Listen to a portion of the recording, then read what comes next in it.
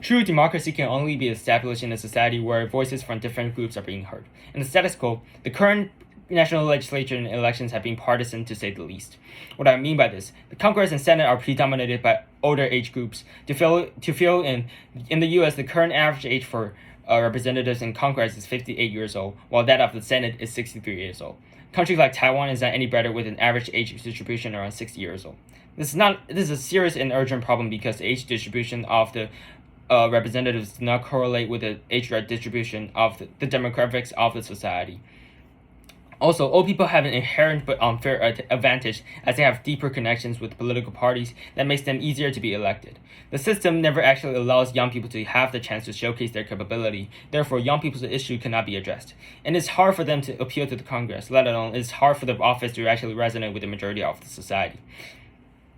So this actually forms an effective and functioning government system. In other words, we cannot clearly address young people's issues. So to fix that problem, in our model, we'll give out equal amount of electoral seats to each age groups. For example, we'll give out 10 electoral seats to representatives that are 25 to 35 years old, 10 electoral seats to 35 to 45 years old, and 10 to the next one, 10 to the next one, and more of the same in such manner.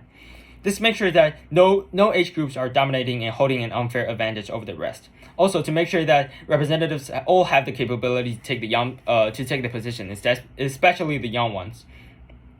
There are already existing preliminary elections that filters the talent and make sure that we're getting the best of the best and capable representatives and capable people to hold the office. On the government side, if it successfully proves to you why we solve the issue of omission of young people's voice and why society will be better off adopting this model, we take this debate. However, on the opposition side, they need to show us either why such severe issue is not worth solving and why young people's issues can be omitted while parties are dominated by elders and there seems to be no current solutions to it. Our principle is that we stand by a world where policies passed by Congress address issues that is relevant to all groups of people, a world where equal opportunity is granted to talented people to run in legislature despite of being young. It is only then where true democracy and equality can be protected. Now moving on to my first principal argument, which is why it's principally justified to correct the system. So as I mentioned in my contextualization, the current system failed to address and stand by the voice of all people. Therefore, it is government's obligation to correct the system. Right now, elderly representatives are exploiting their connections and somewhat manipulating the system to keep themselves in office. This almost guaranteed success hinders political progress as they will be re-elected and protected anyways. However, on our side, the voice of all people are being raised, and true benign competition is going on that renders political parties to keep improving from time to time, which I'll later mention in my practical argument. So also, this is a basic violation of democracy as groups of societies are held at disadvantage or straight up being ignored. Just like how the government is obligated to give out subsidies or financial aids or to racial minorities or enact policies to help protect indigenous people, the government also needs to help young people as they have apparent disadvantage political-wise. Now moving on to my practical argument, which is on our side we create a better functioning government and legislature as a whole. So the first layer is progressive mindset. So older representatives are reliant on their party's political influence, and they are generally stuck in certain ideology and mindset inherited by their own political parties as they rely on their party's popularity. Therefore, they are less likely to challenge their own political party even if some of their beliefs are not suitable and effective for real-world situations.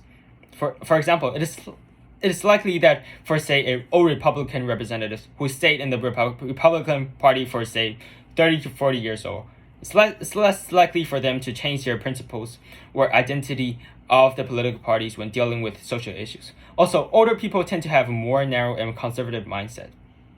This is because they grew up being taught more conservative ideas. But the world keeps progressing over the past decades, and those mindsets is hard to get rid of and most likely ingrained in their head as a part of their own identity.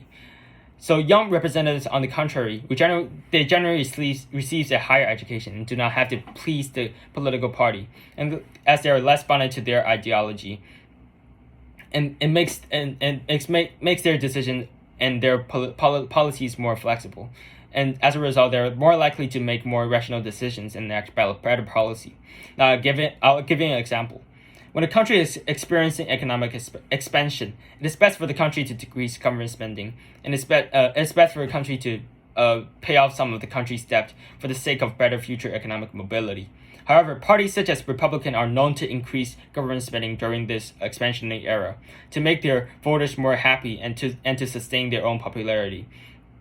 So as a result, old representatives are probably going to follow the principles of the party, which is increasing government spending. However, young representatives is probably thinking in broader context and thinking in the long-term future effect, because they are probably here to stay for a long period of time, thereby making better choices, which is paying off the national debt, as opposed to what the old representatives did. So, and also an additional point is that they tend to be more progressive, as issues such as racial minority, LGBTQ are current problems that are existing in the current era, which is harder for older representatives to apply, as they hold a more conservative ideas compared to the younger representatives, as they possess more idea and knowledge on those issues, so they are better suited to solve those issues. Now, moving on to the second layer, which is where we create a better competition between representatives and a better legislature as a whole. So young people, which accounts for a high proportion of the population, are not paying as much attention as they could have, or are not aware of their own country's politics, as they believe the policies being passed by the government do not regard them for the most of the time, or do not work in their favor at least.